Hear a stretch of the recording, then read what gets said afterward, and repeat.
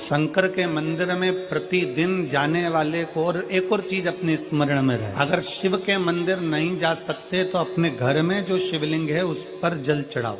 और यदि आप अपने शंकर के घर में शिवलिंग पर भी जल नहीं चढ़ा पा रहे हो तो किसी बेलपत्री का वृक्ष हो, उस वृक्ष के नीचे भी जल चढ़ाओ। और कभी कभी मौका मिल जाए, कभी भगवान शंकर की बड़ी करुणा हो जाए, भगवान शंकर की बड़ी उदारता हो जाए, भगवान शंकर की बड़ी कृपा हो जाए, बड़ी कृपा हो जाए, भगवान शंकर जिस दिन तुम्हारे ऊपर बड़ी कृपा कर दे, किसी सोमवार को 3 नियम बना लो। जिस दिन मेरा भोले बाबा तुम पर कृपा कर दे उस दिन सोमवार का एक नियम बना कि महीने का एक सोमवार मुझे ऐसा करना है, 3 नियम धारण करना है महीने के सोमवार को। पहला, सुबेरे जाकर शंकर भगवान को 1 लोटा जल चढ़ाना है। दूसरा, दोपहर के समय पर जाकर मुझे बेलपत्री के वृक्ष के नीचे एक चावल का दाना रखकर बेलपत्री की 7, 11, 21, 108, 51 जितनी परिक्रमा आप लगा सकते हो वो लगाना है। और तीसरा, बेलपत्री के वृक्ष के नीचे और शंकर के मंदिर के दरवाजे पर मुझे एक घी का दीपक लगाना है। बस ये 3 नियम जिसने महीने में एक बार ले लिया, समझ लो उसको पीछे हटने की जरूरत ही नहीं, वो आगे ही बढ़। महीने के किसी एक सोमवार का ऐसा नियम बना लो कि मुझे 3 नियम धारण करना है महीने के किसी भी एक सोमवार को। हम ये नहीं कहेंगे कि तुम सोमवार 5 पढ़ रहे हो तो 5 को करो, 4 पढ़ रहे हो तो 4 को करो, 3 पढ़ रहे हो तो 3 को करो। तुम तो महीने का एक सोमवार का नियम बना। और मेरी जीजियों से, मेरी बेटियों से जो विदेश में रह रही हैं, जो कहीं बाहर रह रही हैं, कहीं बड़े शहर में रह रही हैं, जो रोज मंदिर नहीं जा सकते, हर किसी महीने के एक सोमवार को भी ये नियम निर्धारण करते, तो उनसे कहेंगे कि 3 महीने में एक सोमवार का नियम बना लो। 3 महीने में नहीं बना सकते तो 6 महीने में एक सोमवार का नियम बना लो। और 6 महीने में नहीं बना सकते तो 1 साल में एक सोमवार का ऐसा नियम बना लो कि मैं साल का एक सोमवार ऐसा रहूंगी कि सुबह सोमवार के दिन मंदिर में जाकर जल चढ़ाऊंगी, दोपहर में जाकर बाबा को एक अक्षत का दाना रखकर, अक्षत का मतलब है कि बाबा मेरी दिनों दिन उन्नति करना। बेलपत्री के वृक्ष के नीचे जो अक्षत रखा जाता है वो उन्नति के लिए रखा जाता है। शंकर के शिवलिंग पर जो अक्षत रखा जाता है वो रोग मुक्ति के लिए रखा जाता है। अशोक सुंदरी पर जो अक्षत रखा जाता है वो संतान प्राप्ति के लिए रखा जाता है। षडानंद कार्तिकेय की ओर जो अक्षत रखा जाता है वो हमारे बच्चों की सुख समृद्धि के लिए रखा जाता है। विनायक की ओर, गणेश जी की ओर जो अक्षत रखा जाता है वो हमारे घर में कोई मंगल कार्य आ जाए उसके लिए रखा जाता है। और जो पीठिका होती है जिसपे शिवलिंग रखा होता है, पार्वती जी का हस्तकमल, उस पर अक्षत रखा जाता है तो नारी के अखंड सौभाग्य के लिए रखा जाता है। अक्षत रखने का भी तरीका है। एक चावल का दाना कहाँ रखा जाता है, क्यों रखा जाता है, कैसे रखा। अब कई लोग कहते हैं गुरुजी ये शिव महापुराण में आप ये नियम बताते हो, तरीका बताते हो। हम तो उनसे कहेंगे डॉक्टर के पास जाओगे तो डॉक्टर भी गोली लिखकर ये नहीं कह देगा कि ये सारी गोली एक साथ खा जा। डॉक्टर भी कहेगा ये गोली सुबह खाना है, ये गोली शाम को खाना है, ये गोली दोपहर में खाना, ये गोली भूखे रहकर खाना। बोलो सही है कि गलत है। ये रात्रि को खाना खाने के बाद खा लेना, ये खाना खाने के पहले, ये नाश्ते के पहले। और सुनो, ये दवाई, ये वाली पीछे वाली जो दवाई लो ना इसको दूध से लेना, ये वाली जो दवाई लो ना इसको पानी से लेना। और सुनो, ये डब्बी है इसको पानी में मिलाकर फिर पीना। दवाई लेने का भी तरीका है, उसी तरह शिव महापुराण में एक एक अक्षत का भी तरीका है और एक एक बेलपत्री का भी। कई लोग कहते हैं गुरुजी आप ये तरीका बताते हो शिव पुराण के माध्यम से, कई लोगों के मन में संशय जागता है तो अगर हम एक साथ चावल चढ़ा दे तो उसका क्या तरीका है। तो हमारा निवेदन है डॉक्टर जो दवाई ले एक ही बार में निपटा जाए, एक ही बार में खा ले। दवाई एक बार में पूरी खा गए असर नहीं करेगी, इसमें डॉक्टर का कोई दोष नहीं है। उसने तो बताया था ऐसे लेना, ऐसे लेना। और तुमने मैं डॉक्टर साहब ने पूछा दवाई पूरी ली, शाम की दवाई भूल गई थी, सवेरे की दवाई भूल गई थी, ये दवाई भूल गई थी। डॉक्टर कहेगा हमने तो नियम बताया था, तुमने नहीं खाई तो असर कहाँ से करेगी। तुम असर कब करती है जब हम पूजन के तरीके को जान जाए, जब हम अर्चना के तरीके को जाए। आप साल भर का एक सोमवार निकाल लो, 6 महीने का एक सोमवार निकाल लो, 3 महीने का एक सोमवार निकाल लो, महीने का एक सोमवार निकाल लो, अपने से दिल में बन जाए तो एक सोमवार ऐसा निकालो जिसके 3 नियम धारण हो। पहला, उसी सोमवार जिसको कर रहे हो उस दिन सुबह जल चढ़ाना। दूसरे, दोपहर के समय पर जाकर बेलपत्री के वृक्ष के नीचे एक चावल का दाना रखना। और परिक्रमा बेलपत्र की जितनी तुमसे बन जाए, जितनी तुम्हारे शरीर की कब, जितना तुम्हारा शरीर चलते बन जाए। हम तो ये भी नहीं कहते कि तुम भूखे रहकर भगवान का भजन करो, हम कभी नहीं कहते। हम तो यहां तक कहते हैं, हमारे पुष्टि मार्ग में यहां तक कहा गया कि वल्लभ कुल की एकादशी करो, भले बकरी जैसे चरो पर एकादशी करो। हम तो यहां तक कहते हैं कि बहुत समय से कल मेरी एकादशी है, एकादशी है, एकादशी है, एकादशी है, पूरे घर को हिलाकर रख दिया, एकादशी है, एकादशी, एकादशी है। बहू टेंशन में, बेटा डिप्रेशन में, पति पपीता ला ला के, सेव फल ला ला के, मूंगफली का दाना ला ला के, काजू कतली ला ला के, सेव फल ला ला के, और सारा सामान, साबूदाना और खिचड़ी और ना चिप्स ना जाने क्या क्या ला ला के, बेचारा पति एकादशी आती है वो नौमी से चिंता में पड़ जाता। हम तो ये भी नहीं कहते कि तुम व्रत बहुत भारी करो, तुम व्रत उपास भी बहुत टेंशन वाला करो, ना ना ना। अपने को व्रत उपास भी इतना बहुत भूखे रह रहे हो, बहुत प्यासे रह रहे हो, और मालूम पड़े कि भगवान हमें मिलेगा, भगवान हमें मिलेगा। भगवान कहता है कि देख भाई, मैं भी भूखा नहीं रहता, तू भी भूखा मत रहे, मैं भी चकाचक रहता हूँ, तू भी चकाचक रहे, मैं भी अपने। और भगवान शंकर तो ये भी कहते हैं कि अपना परिवार भी मत छोड़ो। मेरे पास में पार्वती भी, एक ही देवता है जो विद फैमिली मंदिर में, शंकर जी हैं तो पार्वती जी है, तो गणेश जी हैं, तो कार्तिकेय जी हैं, तो नंदी है, सब मंदिर के अंदर चाहिए। शंकर भगवान अपने पूरे परिवार के साथ। शंकर जी तो ये कहते हैं अकेले तुम क्यों रहते हो। शिव जी की एक बात अपने ध्यान में रखना, कितनी सुंदर बात है शंकर भगवान की, बहुत ध्यान में रखिएगा। आप जोहरी नहीं हो, हीरे को नहीं परख सकते, हम भी जोहरी नहीं है, हम हीरा को नहीं समझ। भगवान शंकर ने पृथ्वी पर जिसको जन्म दिया उसको जोहरी बनाकर पैदा किया है, उसको जोहरी बनाकर भेजा है कि आप भले हीरा को न समझो चलेगा, पर अपने नजदीक में कोई दुखी है तो उसकी पीड़ा को जरूर समझना। भगवान शंकर कहते हैं उसकी पीड़ा का, हीरा को समझो ना समझो पर पीड़ा को जरूर समझो, किसी के दर्द को जरूर समझिए, किसी के दुख को जरूर समझिए, किसी की तकलीफों को जरूर समझिए। हम भी तो अपनी जिंदगी में एक नियम बना सकते हैं कि मैं श्री शिवाय नमस्तुभ्यम का जाप करूंगी, मेरी कॉलोनी में कोई शंकर जी का मंदिर है, हम 5-10 महिलाएं प्रत्येक सोमवार को 10 मिनट बैठेंगी, शाम के समय प्रदोष काल में 6 बजे 6:30 बजे बैठेंगे, 6:45 बजे 15 मिनट बाद उठ जाएंगे, श्री शिवाय नमस्तुभ्यम का जाप करेंगे, शंकर जी को भोग लगाएंगे। अगर एक हफ्ते में 5 सोमवार पड़ते हैं तो 5 महिलाएं अपना नियम बना ले कि आज का प्रसाद थोड़ा सा, कुछ भी शक्कर, खड़ी शक्कर, कुछ भी मैं लेके आऊंगी, माँ भोग लगाएंगे, अपन 5 मिलकर श्री शिवाय नमस्तुभ्यम जपेंगे, प्रसाद बांट देंगे, अपने घर चले जाएंगे। ज्यादा ढोंग प्रपंच नहीं, दिखावा नहीं, कोई एक नियम। हमारे नजदीक में शंकर जी का मंदिर है, हफ्ते में एक बार नियम बनाएंगे, उस मंदिर में सफाई करेंगे। हफ्ते में एक बार नियम बनाएंगे, अपने नजदीक के शंकर के मंदिर को साफ करेंगे, क्लीन। एक नियम अपने अंदर बनाओ। शिव अपने भीतर जब हम नियम बना लेते हैं कि श्री शिवाय नमस्तुभ्यम जपना है, शिव को 1 लोटा जल चढ़ाना है, शंकर की आराधना करना है, तो शिव हमारे लिए भी कोई ना कोई नियम जरूर बनाते हैं और हमारा कल्याण जरूर करते हैं। एक नियम बना, इस कथा को सुना, तुम्हारे पति को फल प्राप्त हो।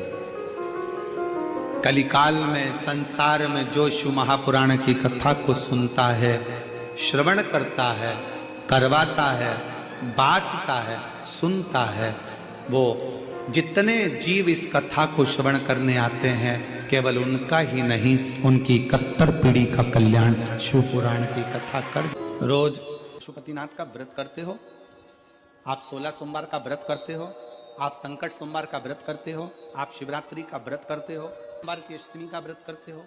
उन व्रतों में सारे व्रत करो, मना नहीं है, पर उस व्रत में अपना पूर्ण समर्पण परमात्मा के प्रति रखो। केवल खाना छोड़ा है, अन्न छोड़ा है, भोजन छोड़ा है, और दिन में सुबह से लेकर शाम तक 2-3 बार तुमने कुछ ना कुछ पाया है, वो व्रत हो सकता है आपकी दृष्टि में, पर हमारी दृष्टि में व्रत कौन सा है। शिव महापुराण की कथा कहती है कि सुबेरे आपका व्रत चालू हुआ, दूसरे दिन ब्रह्म मुहूर्त तक जो आपका व्रत आपने रखा है, भगवान का जो व्रत कर रहे हो, उस व्रत में एक बात अपने अंदर उतार कर रखो कि इस दिन मैं अपने मोबाइल का त्याग करती हूँ, पूरे दिन मैं मैसेज नहीं पढ़ूंगी, मैं देखूंगी नहीं, मैं अपशब्द नहीं कहूंगी, मैं जानूंगी नहीं। दूसरा, आज के दिन मेरा व्रत है, आज 1 महीने में, 15 दिन में, 2 दिन में, 20 दिन में मैंने अगर किसी से भी अपशब्द कहा होगा, आड़ा टेढ़ा कहा होगा, तो सबसे पहले आज व्रत वाले दिन मैं उसको सॉरी कहूंगी, क्षमा मांगूंगी और अपने हृदय से लगाने का प्रयास करूंगी। व्रत है, व्रत का तीसरा अंश, आज मेरा व्रत है, मैं आज के दिन किसी को भी अपशब्द नहीं बोलूंगी, किसी के लिए आड़ा टेढ़ा नहीं बोलूंगा। आज जितना बन सकेगा मैं सात्विक जीवन जीऊंगा। चौथा, आज मेरा व्रत है, आज के दिन मैं झूठ नहीं बोलूंगी, ना झूठ बोलूंगा सुबह से लेकर शाम तक। और 5वां, आज व्रत वाला दिन है, जितना फलार मैं करूंगी उसका पैसा जोड़ूंगी कि 15 रुपए का मैंने साबुदाना खाया, 10 रुपए का बटाटा खाया, ये खाया, वो खाया, सारा हिसाब लगाकर 55, 60, 70 रुपए जितने होते हैं उसमें से एक अंश निकालकर मैं उसका एक भाग किसी गौशाला में जाकर गाय को चारा जरूर दूंगी। आपका व्रत, आपकी साधना, आपका तप, आपका बल, आप कैसा कर रहे हैं? केवल भूखे रहने पर भगवत पद की प्राप्ति नहीं होती। शिव महापुराण की कथा कहती है कि भूखे रहने से भगवान की प्राप्ति नहीं होती। शिव पुराण की कथा कहती है भगवान को पाने की भूख बढ़ाने से भगवान की प्राप्ति होती है। भीतर से परमात्मा को पाने की भूख बढ़ाइए, भगवान को पाने की भूख बढ़ाओ भीतर से। व्रत करो मना नहीं, तप करो मना नहीं, साधना करो मना नहीं, पर उस तप साधना में, व्रत में परमात्मा को पाने की ललकता हो आपके भीतर, भगवान को पाने की ललकता हो आपके भीतर, भगवत पद को पाने की ललकता हो आपके भीतर, तो भगवान। हाँ, पुराण की कथा एक बड़ी सुंदर बात कहती है, व्रत आप करते हो, उपास आप करते हो, नियम आप लेते हो, पूरा किसको करना पड़ता है? तुम्हें नहीं। व्रत आप करते हो, उपास आप करते हो, नियम आप लेते हो और पूरा देवाधिदेव करते हैं, भगवान शंकर करते हैं। बस इतना जरूर याद रखें कि जैसे कुछ प्राप्त हो भी गया तो शिव को धन्यवाद देकर शंकर के दरवाजे पर जाते रहना, यह हमारा कर्तव्य। एक बहन जी ने पत्र लिखा था कल, उस पत्र में बहन जी ने लिखा कि शिव महापुराण तप का मतलब क्या होता? चलिए, उपास का मतलब बताओ। खाना छोड़ देना व्रत नहीं है, दूसरे का धन छुड़ाकर खाना छोड़ देना व्रत है। शिक्षा दे देना, किसी को चिकित्सा की जरूरत है उसकी चिकित्सा में थोड़ा सा धन लगा देना, कोई रोते हुए की आंख के आंसुओं को पोंछ देना, किसी के दुख में खड़े होकर उसको खुशियां प्रदान कर देना, ये दुनिया का सबसे बड़ा व्रत है, सबसे बड़ी साधना, सबसे बड़ा तप। मन साफ है तो सारी गलतियां माफ है, और अगर मन ही साफ नहीं है तो गलती कौन माफ करेगा भाई? लंबी बाती का प्रमाण अलग होता है। लंबी बाती क्यों लगाई जाती है? भगवान के मंदिर में दीप में, देवियों की पूजन में, लक्ष्मी की वृद्धि के लिए। कौन से देवता के यहाँ लंबी बत्ती लगती है और कौन से देवता के यहाँ गोल बत्ती लगती है, उसका भी प्रमाण बनना। किसी देवी की पूजन करो तो लंबी बत्ती आती है, कुल देवता की पूजन करो तो लंबी बत्ती आती है, किसी मंदिर में किसी देवता को लगाने जाओ तो गोल बत्ती लगती है, उसका भी प्रमाण है। लंबी बत्ती जहां लगाई है, अगर लक्ष्मी के सामने लगाई है तो लक्ष्मी की लंबाई बढ़ती है, लक्ष्मी की वृद्धि बढ़ती है। अगर कुल देवता के नाम की लगाई है तो वंश की वृद्धि होती है। इसलिए हमारे यहाँ अमावस्या पूनम को जो पाटे वाटे भराते हैं उसमें गोल बत्ती नहीं लंबी लगाई जाती है, जिससे हमारा वंश बढ़े। नवरात्रि में देवी जी की जो बाती लगाई जाती है वो लंबी लगाई जाती है, गोल नहीं। क्यों? क्योंकि जिससे माँ हम पर कृपा बनाकर रखे, हमारा वंश खूब बढ़े, हमारे यहाँ लक्ष्मी की वृद्धि हो। स्थिर बाती, गोल बाती लगाई जाती है ब्रह्मा के मंदिर में, इंद्र के मंदिर में, देवता के मंदिर में। तुलसी के सम्मुख में लंबी बाती नहीं लगती, तुलसी के सम्मुख में गोल बाती लगाई जाती है। स्थिरता महाराज, जिससे स्थिरता का भाव। पीपल के वृक्ष के नीचे कभी लंबी बाती नहीं लगती, बड़ के पेड़ के नीचे कभी लंबी बाती नहीं लगती, आंवले के पेड़ के नीचे कभी गोल बाती नहीं लगती। आंवले के वृक्ष के नीचे लंबी बाती लगना चाहिए। धन की वृद्धि, सुख समृद्धि। तुलसी के पौधे के नीचे लंबी नहीं लगती, गोल बाती लगती। बातियों का भी प्रमाण। आइए भक्तों, आज सुनते हैं तुलसी माता की चालीसा। यह चालीसा सुनने से होती है हर रोगों से मुक्ति, मिलती है सुख समृद्धि का आशीर्वाद। तो एक बार बोलिए प्रेम से विष्णु भगवान की जय, तुलसी माता की जय, भगवती माता की जय। श्री तुलसी महारानी करो विनय सिर नाय, जो मम हो संकट विकट दीजे मात नसाय। नमो नमो तुलसी महारानी, महिमा अमित न जाए बखानी, दियो विष्णु तुमको सम्माना, जग में छायो सुयस महाना। विष्णु प्रिय जय जयंती भवानी, तिहु लोक की हो सुख खानी। भगवत पूजा करे जो कोई, बिना तुम्हारे सफल न हो। जिन घर तब नहीं होए निवासा, उस पर करे विष्णु नहीं वासा। करे सदा जो तब नित सुमरन, ते ही के काज होए सब पूरन। कार्तिक मास महात्म्य तुम्हारा, जाको जानत सब संसारा। तब पूजन जो करे कुमारी, पावे सुंदर बर सुकुमारी। करे जो पूजा नित प्रति नारी, सुख संपत्ति से होए सुखारी। वृद्धा नारी करे जो पूजन, मिले भक्ति होबे पुलकित मन। श्रद्धा से पूजे जो कोई, भव निधि से तर जावे सोई।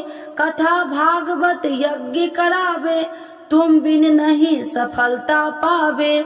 छायो तब प्रताप जग भारी, ध्यावत तुम्हि सकल चितधारी। तुम्हि मात यत्र तंत्र में, सकल काज सीधे होवे क्षण में। औषधि रूप आप हो माता, सब जग में तब यश विख्याता। देव ऋषि मुनि और तपधारी, करत सदा तब जय जयकारी। वेद पुराणन तब यश ज्ञाया, महिमा अगम पार नहीं पाया। नमो नमो जय सुख कारिणी, नमो नमो जय दुख निवारिणी। नमो नमो सुख संपत्ति देनी, नमो नमो अख काटन छेनी। नमो नमो भक्तन दुख हरनी, नमो नमो दुष्टन मद छेनी। नमो नमो भव पार उतारिणी, नमो नमो परलोक सुधारिणी।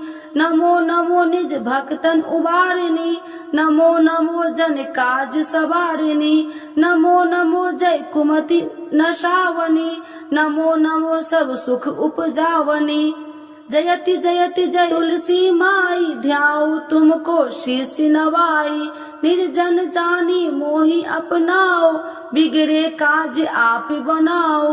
करूँ विनय मैं मात तुम्हारी, पूरन आशा करूँ हमारी। शरण चरण कर जोरी मनाओ, निस दिन तेरे ही गुण गाऊं। करहु मात यश अब मोह पर दाया, निर्मल होए सकल मम काया। मांगू मात या बर दीजे, सकल मनोरथ पूरन कीजे। जानू नहीं कुछ नेम उचारा, क्षमहु मात अपराध हमारा। 12 मास करे जो पूजा, ताशम जग में और न दूजा। प्रथम ही गंगा जल मंगवावे, फिर सुंदर स्नान करावे। चंदन अक्षत पुष्प चढ़ावे, धूप दीप नैवेद्य लगावे। करे आचमन गंगा जल से, ध्यान करे हृदय निर्मल से। पाठ करे फिर 40 की, स्तुति करे मात तुलसी की। यह विधि पूजा करे हमेशा, ताके तन नहीं रहे कलेशा। करे मास कार्तिक का साधन, शोभे नित्य पवित्र सिद्ध हो जाई। है यह कथा महासुखदाई, पढ़े सुने सो भव तर जाई। यह श्री तुलसी चालीसा, पाठ करे जो कोई। गोविंद सो फल पावही, जो मन इच्छा होई। तो एक बार बोलिए प्रेम से विष्णु भगवान की जय, तुलसी माता की जय, भगवती माता की जय, सर्व देवी देवताओं की जय।